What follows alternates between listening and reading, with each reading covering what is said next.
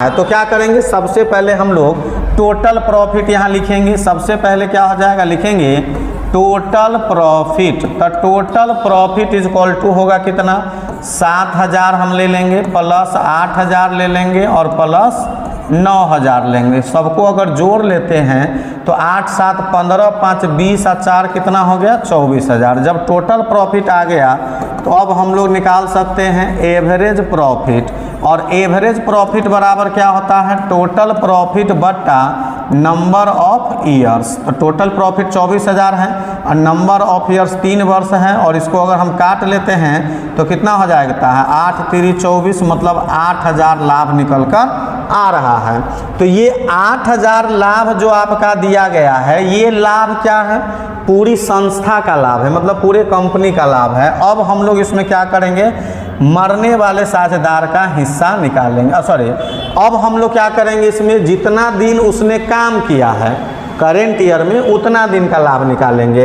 तो आप देखेंगे कि मई में इसका निधन हो गया तो पूरा अप्रैल और पूरा मई, मतलब 1 अप्रैल से 31 मई तक का लाभ। यहाँ हम लिख सकते हैं 1 अप्रैल टू 31 मई, 31 मई।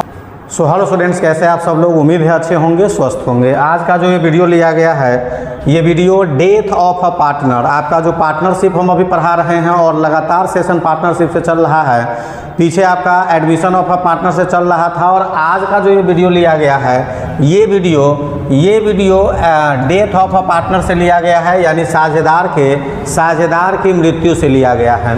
साझेदार की मृत्यु में आप ये जो क्वेश्चन देख रहे हैं, ये 2027 के बोर्ड एग्जाम के लिए आपका बहुत ही इम्पोर्टेंट होने वाला है। इसमें मरने वाले साझेदार का मरने की तिथि तक लाभ हानि में हिस्सा हम कैसे देंगे, उसके बारे में हम आपको बताएंगे और इस क्वेश्चन का हल करेंगे।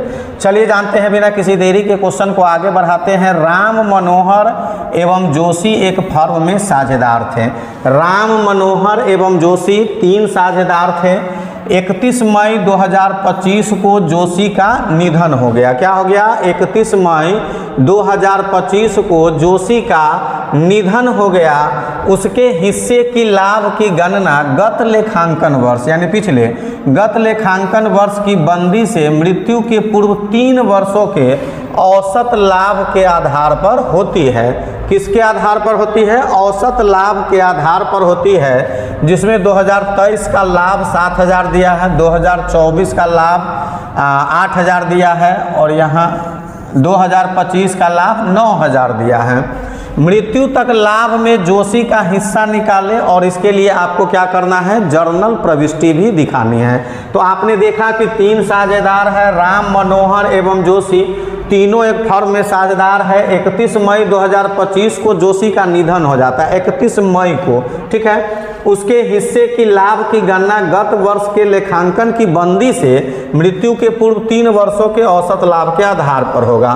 3 वर्षों का लाभ यहाँ दिया गया है। अब मृत्यु तक तिथि में जोशी के लाभ का हिस्सा आपको निकाल कर दिखाना है। तो क्या करेंगे, सबसे पहले हम लोग टोटल प्रॉफिट यहाँ लिखेंगे। सबसे पहले क्या हो जाएगा, लिखेंगे टोटल प्रॉफिट। तो total profit is equal to होगा कितना, 7,000 हम ले लेंगे प्लस 8,000 ले लेंगे और प्लस 9,000 लेंगे। सबको अगर जोड़ लेते हैं तो 8 7 15 5 20 और 4 कितना हो गया, 24,000। जब टोटल प्रॉफिट आ गया तो अब हम लोग निकाल सकते हैं एवरेज प्रॉफिट। और एवरेज प्रॉफिट बराबर क्या होता है, टोटल प्रॉफिट बट्टा नंबर ऑफ ईयर्स। तो टोटल प्रॉफिट 24,000 है और नंबर ऑफ ईयर्स 3 वर्ष है, और इसको अगर हम काट लेते हैं तो कितना हो जाएगा है, 8 3 24, मतलब 8,000 लाभ निकल कर आ रहा है।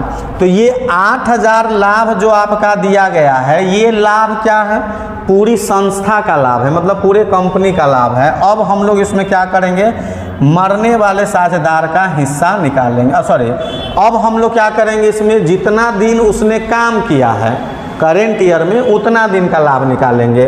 तो आप देखेंगे कि मई में इसका निधन हो गया तो पूरा अप्रैल और पूरा मई, मतलब 1 अप्रैल से 31 मई तक का लाभ। यहाँ हम लिख सकते हैं 1 अप्रैल टू 31 मई, 31 मई तक का लाभ बराबर, अब हमको यहाँ निकाल लेना पड़ेगा।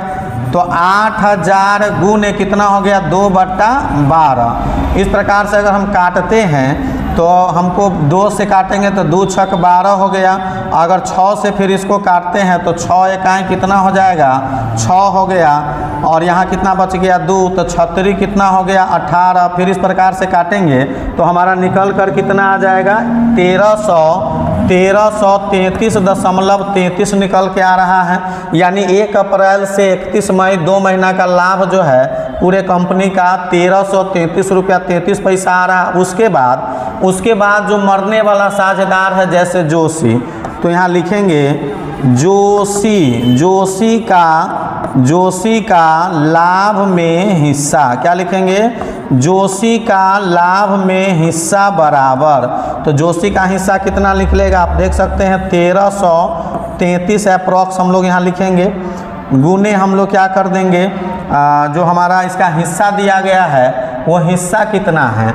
तो आप देख सकते हैं कि इसका कोई भी रेशियो दिया गया नहीं है, कोई भी रेशियो दिया गया नहीं है। तो हम लोग क्या करेंगे इसका पहले 2 महीना का तो निकाल ही चुके हैं, 3 पार्टनर है तो 1/3 कर देंगे और जो हिस्सा निकल कर आएगा 444.44 यानी 444 आपका निकल कर आ रहा है।